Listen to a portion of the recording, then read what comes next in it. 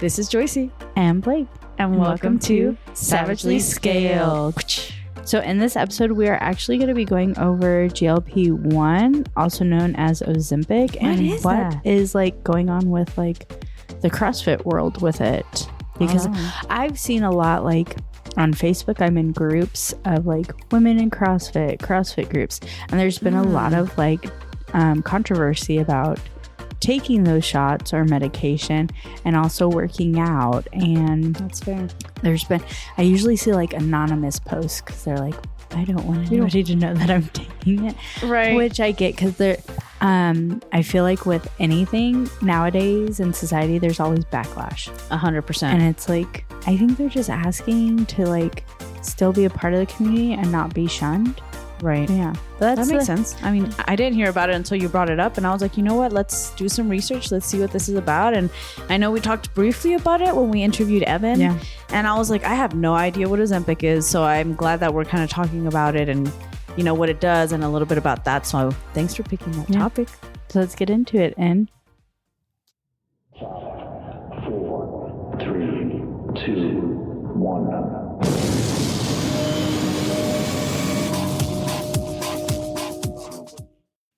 All right, guys, let's get into it. So as Blake mentioned, we're going to be talking about GLP-1 shots. What are they? What do they do? How do they work? How are they taken? Right? Like I mentioned, I had no background to this. Like I didn't even know what Ozempic was, what it stands for, and all of that. But I am a very nerdy, scientific kind of person, so I kind of wanted to look at like the breakdown protein. What does it mean? So just to kind of break it down for everybody, GLP-1 stands for glucagon-like peptide 1 receptor agonists. Mm-hmm. Big word there for you.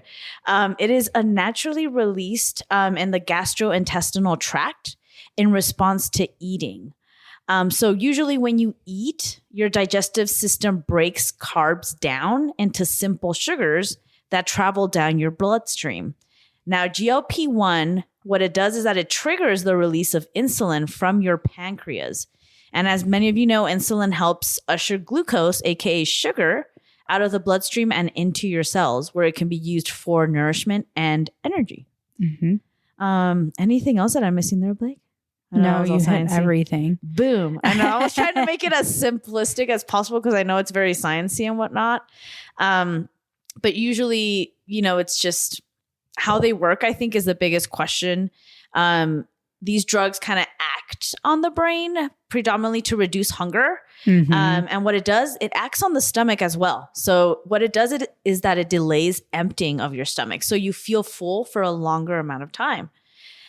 These effects can lead to weight loss, which is honestly the biggest reason why a lot of people want to go towards using it. Yeah. But mainly and predominantly the biggest use for it is for managing diabetes. Yeah, because I saw that was mainly for type 2, which for me, that made sense because a lot of type 2 is because they're gaining weight. Right.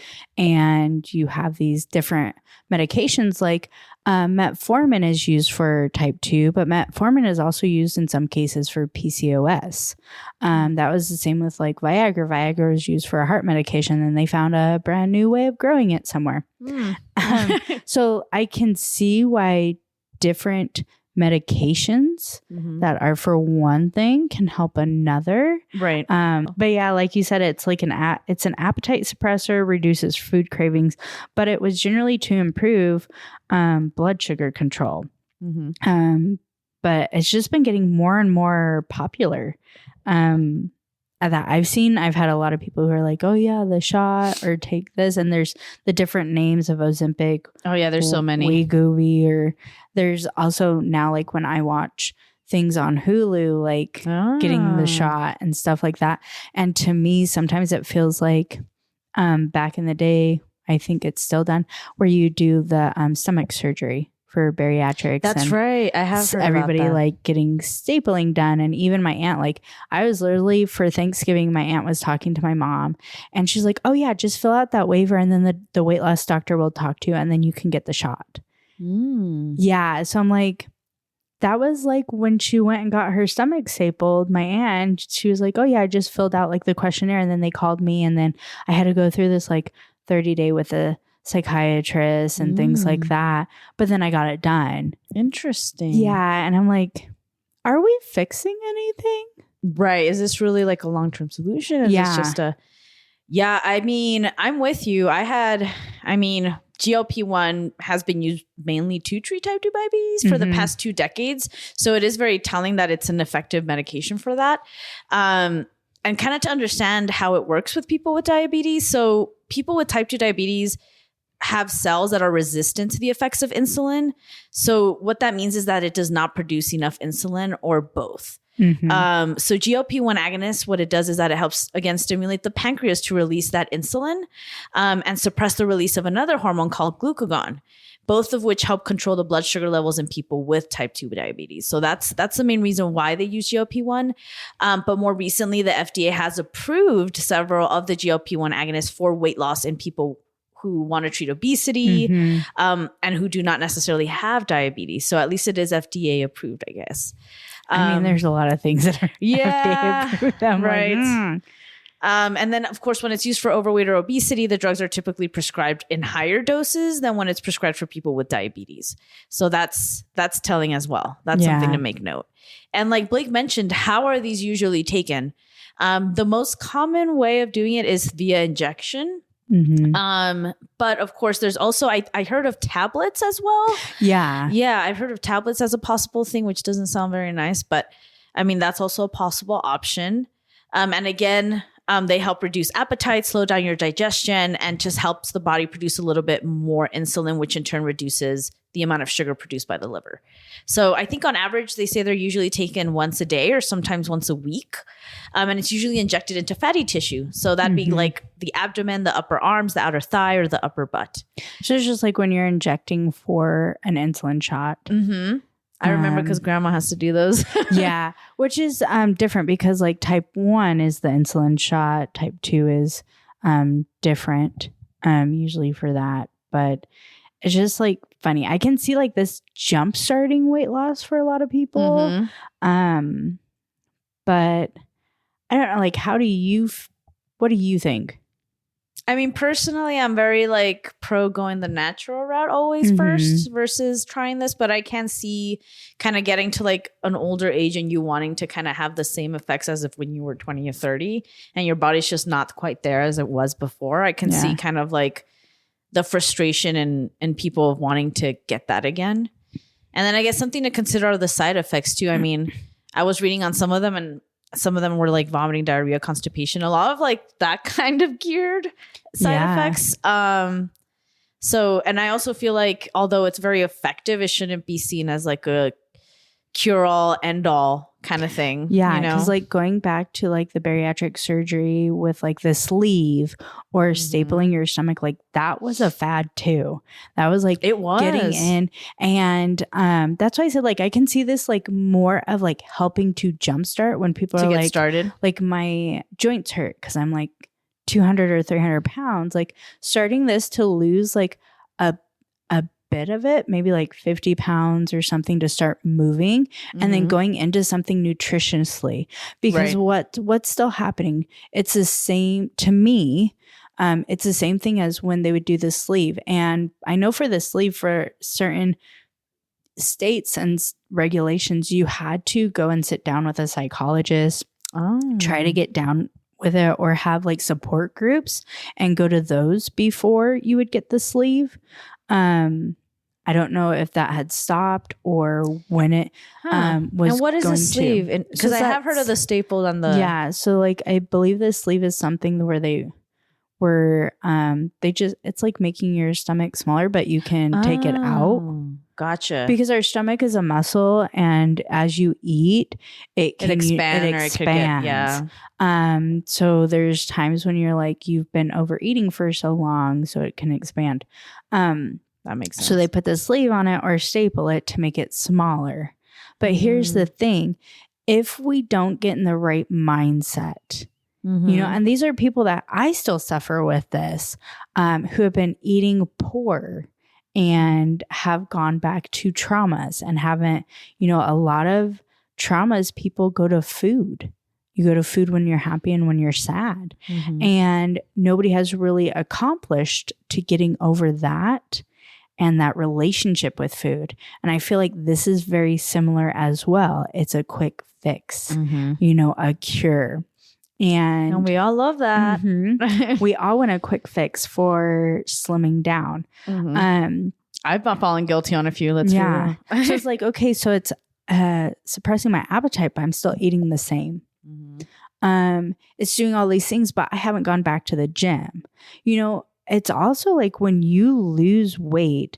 So this doesn't like discriminate against like fats or muscle. So it's going to actually get rid of, anything.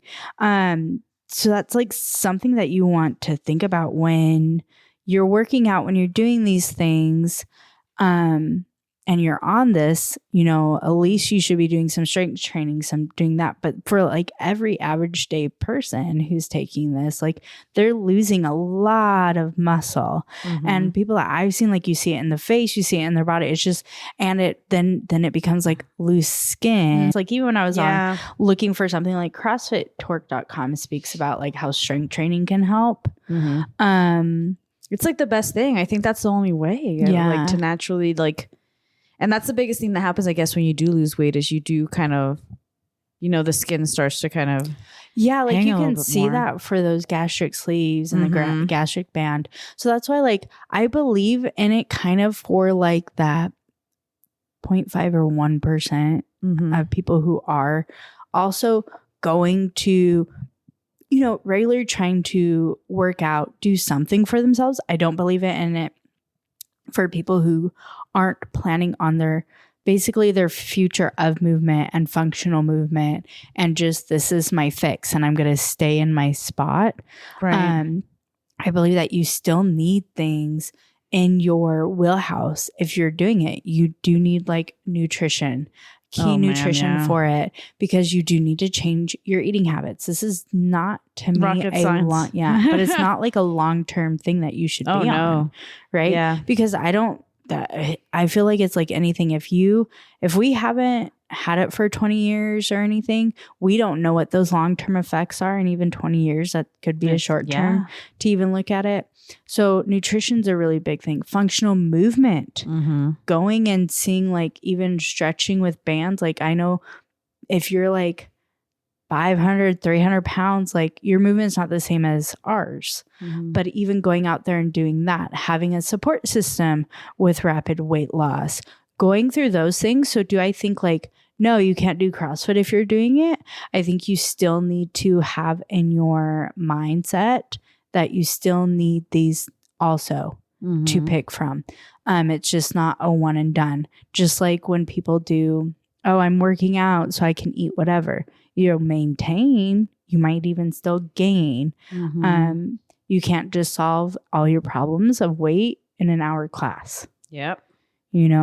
And I think our society still doesn't look at that. And that's not okay. Like we do need to fix this. Like I think it was Maggie who was talking about the Super Bowl, and they were talking about how like the corporation and big pharma and all this. And she was like, okay, I wonder what this commercial is going to be. And I was thinking in my head, like, well, they have to pay for those commercial slots. Like who with like healthy livings has enough to pay for those commercial spots? And she goes, and then it ended up being one of those weight loss shots. And I was like, see, like it's everywhere. And this is what happens.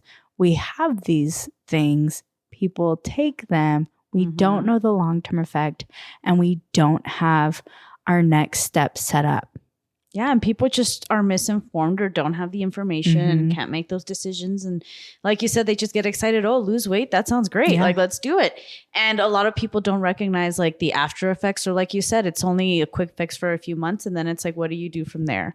Yeah, because I think even Evan said that he, as soon as he hit a target weight with it, he went off of it. And I feel like a lot of people will not do that. Yeah. Which is not good. And this is just in my Our opinion, opinion. right? I am not a doctor. I'm not any of this. This is just my opinion, because like I still suffer with body dysmorphia and things like that because of the fad diets in the 90s and early 2000s. It was huge. Yeah, and we're still stuck in those, but now we're dealing with medication and surgeries. And these are things that you like really can't like come back from in certain instance. You know, there's still people who get their stomach stapled or sleeve or whatnot, and they still gain weight back. It's because you can still stretch things out. Yeah, it's short-term So there's solution. no back, what is that? There's no future plan.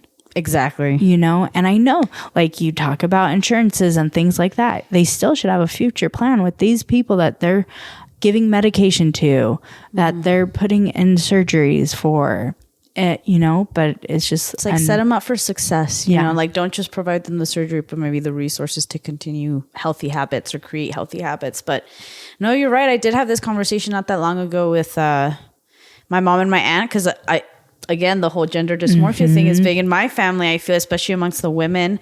You said gender dysmorphia? I'm sorry. You question your gender? I did not know this until right now. I apologize. Confusion there. But that's a big thing in my family in terms of like wanting to look good, you know? And I know both my mom and my aunt went like under the knife to kind of, you know, look a little bit better, do the whole waist thing.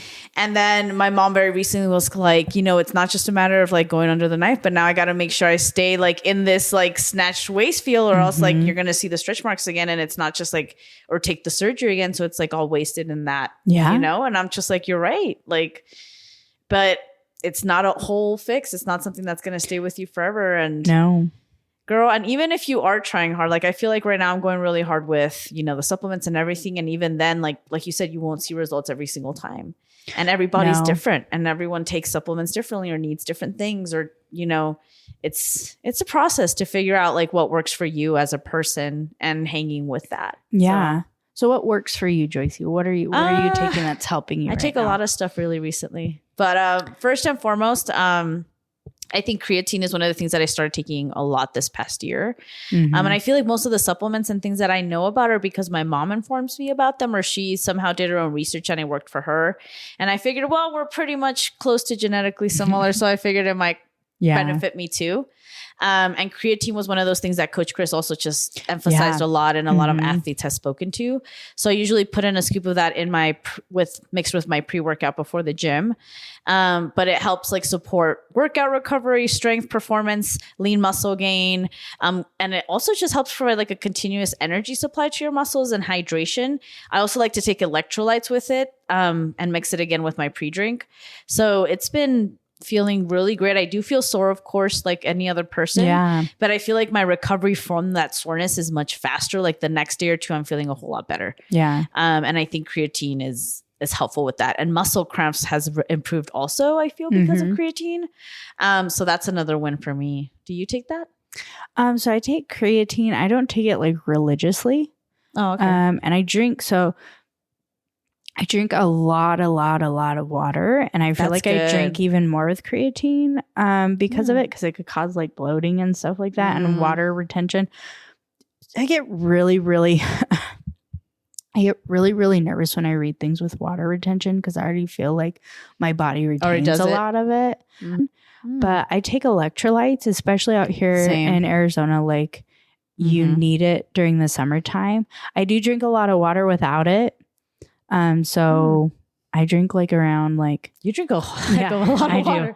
120 and 200. That's good. Yeah. Look at you go. So I do that. It's just, it helps me because I suffer from dehydration.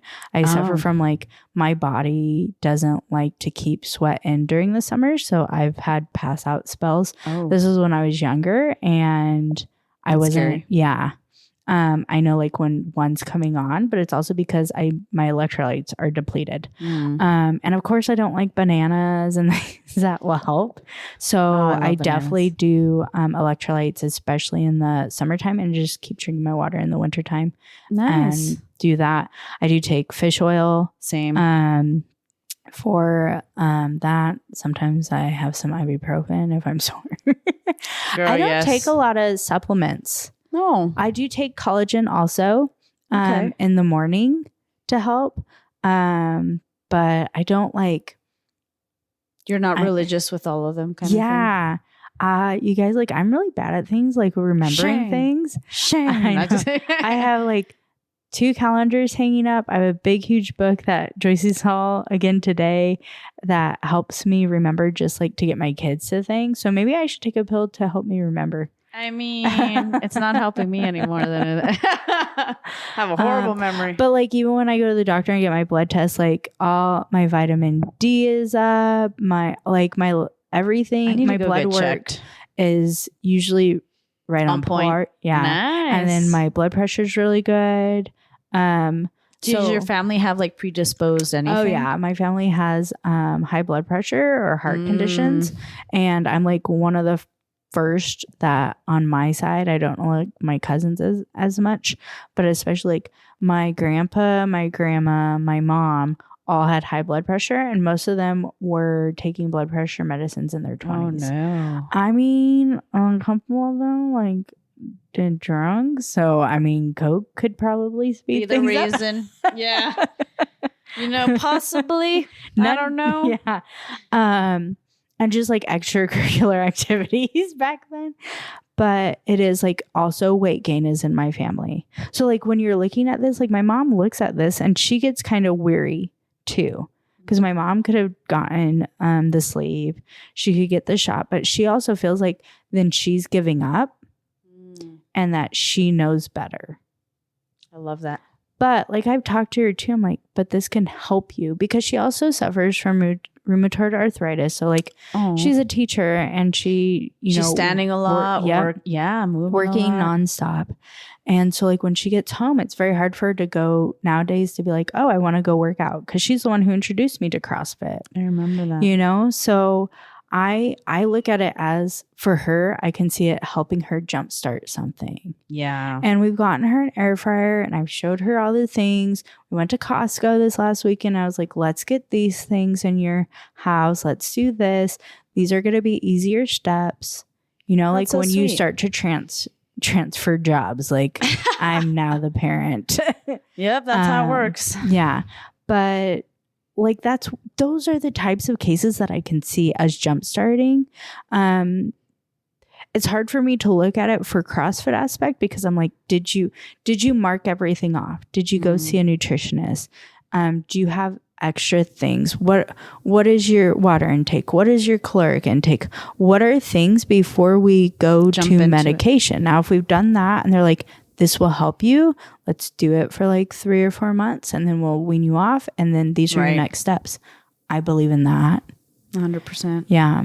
I think at the end of the day, it's just, like I said, everybody's different and you find things that work differently for you. And, for me, I'm still kind of figuring things out. I know for like you, I do take electrolytes with a little bit of caffeine, add a little bit of energy in there. I know you take pre-workout. I do. Have never taken pre-workout. I like it. I like the little tingle, just slight tingle, not as hard tingle. Cause I know Coach Chris has some of those little like finger tingling ones that I'm like, I hate that. Ooh. You feel like a prickly feeling on your fingers and you're kind of like, ooh. I don't, yeah, gross. I don't like that one, but I have one that's it just has like electrolytes, caffeine, and amino acid.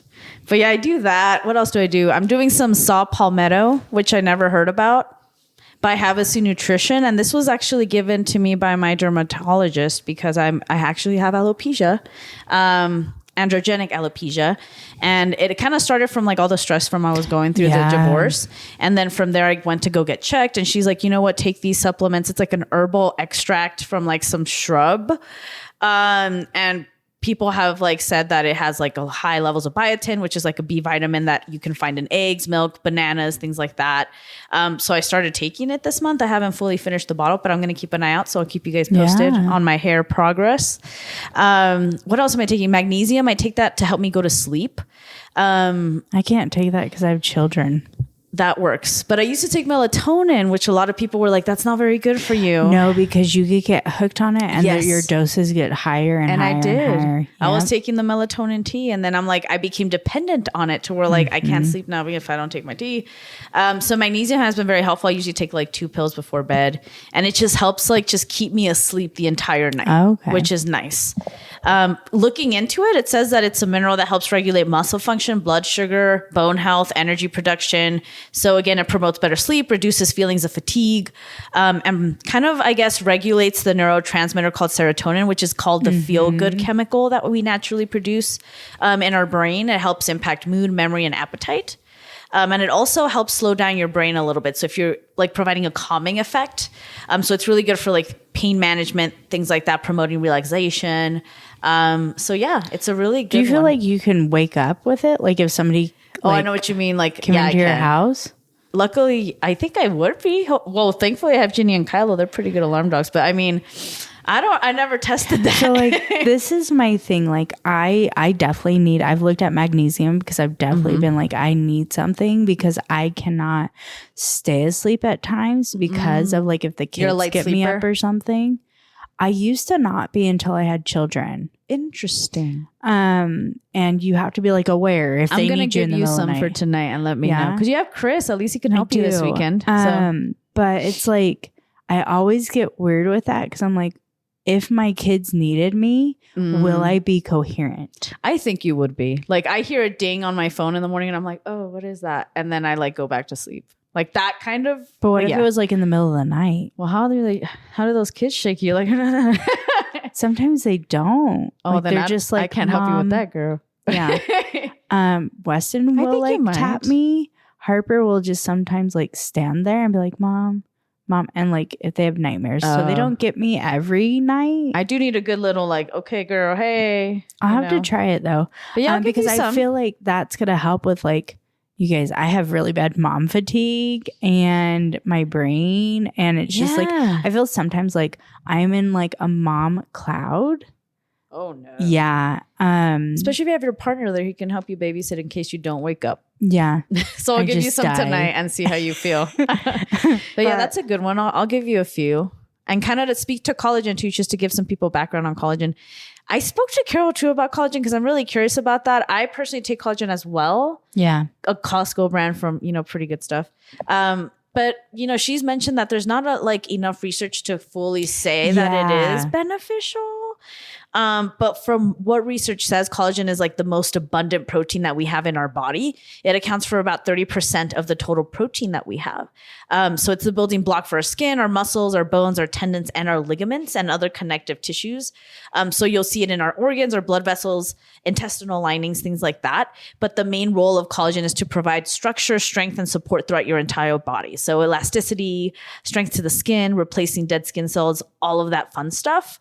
And as you age, your body produces less collagen, and it pretty much breaks down collagen at a faster rate, especially for women. Once women hit menopause, they experience a significant reduction in it. So, I mean, for me, I'm like, I guess it could only help if I do take a little bit of it, and I haven't had any negative impacts with it. I look more at it as like for ligaments and things like that, like internal.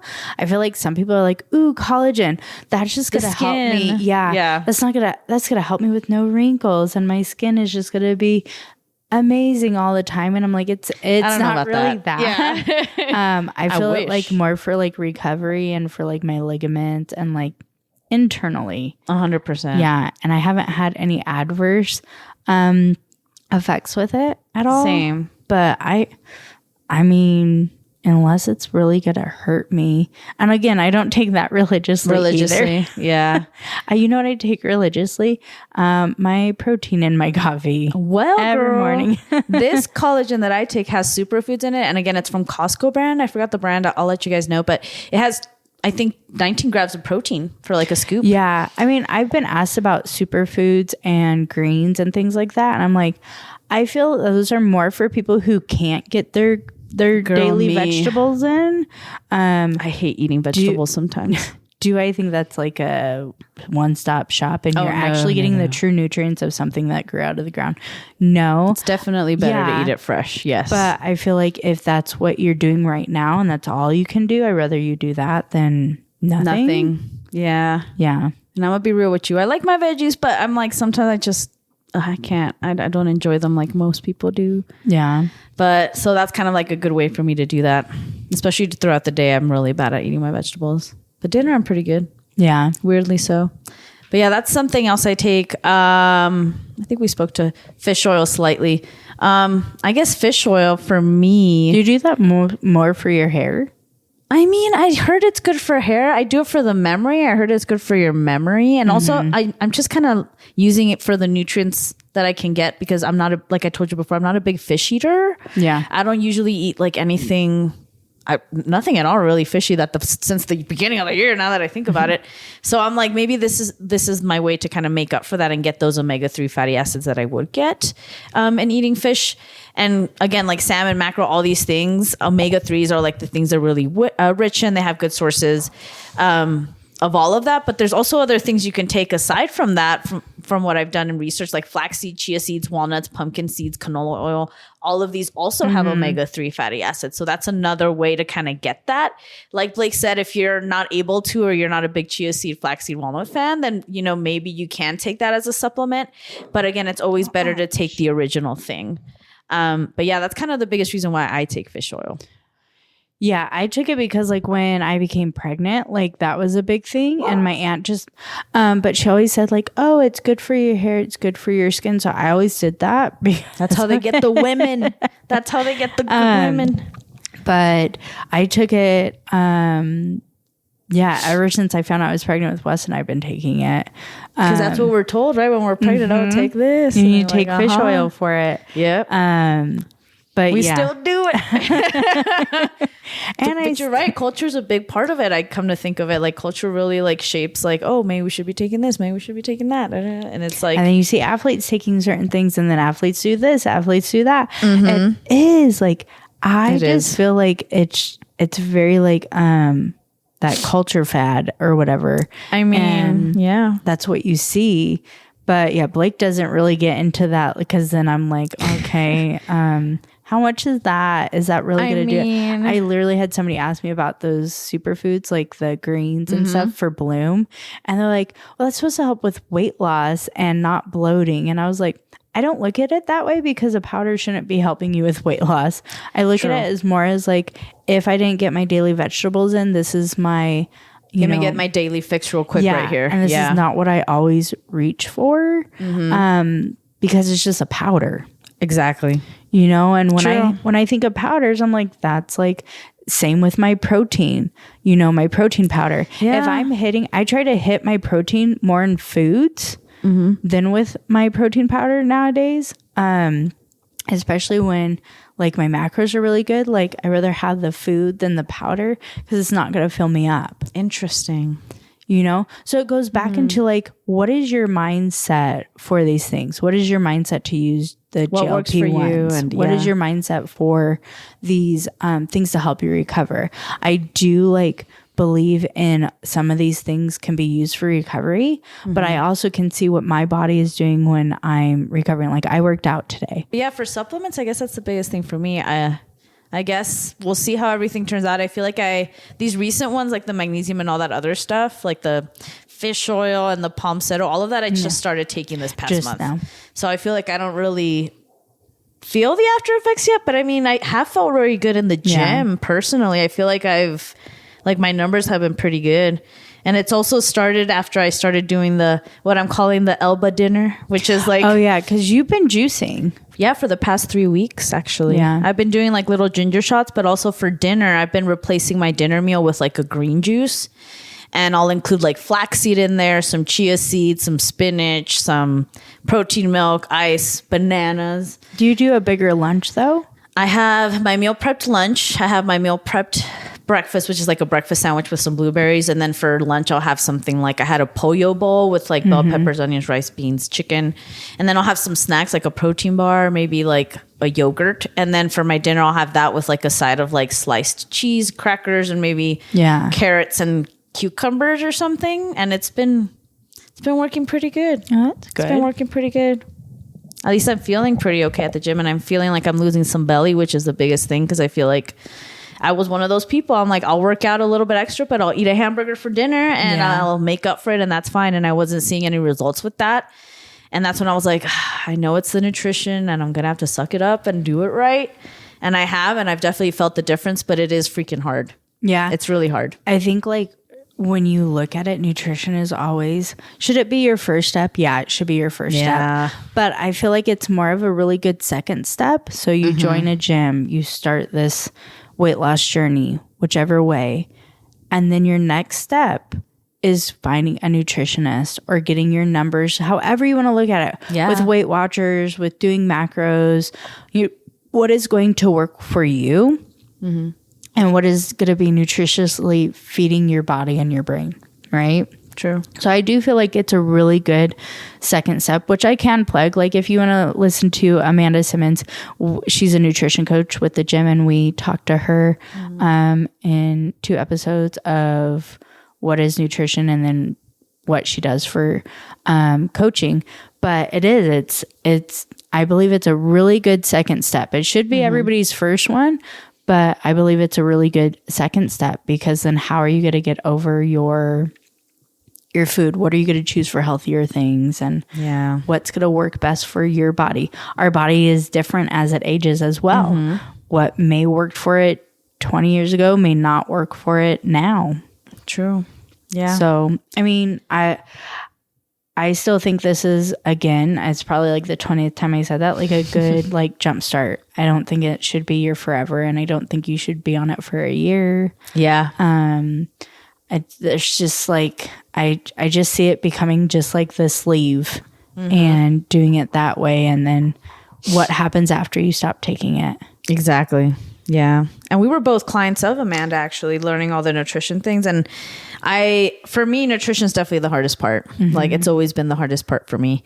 And coming from a Hispanic family where we eat a lot of carbs, like I felt like I always needed a carb with every single meal for me to feel like I was getting something out of my meal. And kind of changing that mindset was, I think, one of the hardest parts too. So I'm grateful that I did do my 3 months with Amanda, because that kind of, like you said, jump started and helped me develop the skills that I needed to be able to take that on my own. Like now I could see something and be like, oh, that's going to be somewhat many grams of protein. Now I could like have my churro today and not worry about like my numbers or whatnot. And it comes with practice. Like, you start learning these things the more you do it. And the more you do it, now you don't have to write down how many, grams of whatever you're doing. You just kind of figure it out. But it was hard the first few times. And I'm not going to say that it's an easy thing to get through. But once you get through the other side, it's just makes things so much easier. Yeah. With food, you got to find out what's easiest for you, not what the easy food is to ingest. Yeah. So yeah, we'll see how it goes. We'll see. Well, I'll keep you guys posted on how all of that goes, but so far so good. We'll see. Yeah. And then let us know on the memory, because apparently we're still working on that. Fish oil's not working. Yeah, let us know what you guys use and what you guys recommend, because I'm always down to try new things. Right now, our gym carries Podium, so that's what I have. But if you guys have any other ones to try out, love to try them and see and reach out to those companies too. Or if you want us to look into one or do some research on some of them, like keep us posted. We can look into that too. Yeah. So if you feel like this podcast is your like a pre-workout, please make sure that you are subscribing to our YouTube channel. You are hitting the like and follow so you don't miss an episode. Why would you want to miss an episode? You don't want to do that. And also give us those 5 stars. You can leave a review on Apple Podcasts or comment on our Spotify creators. That's right.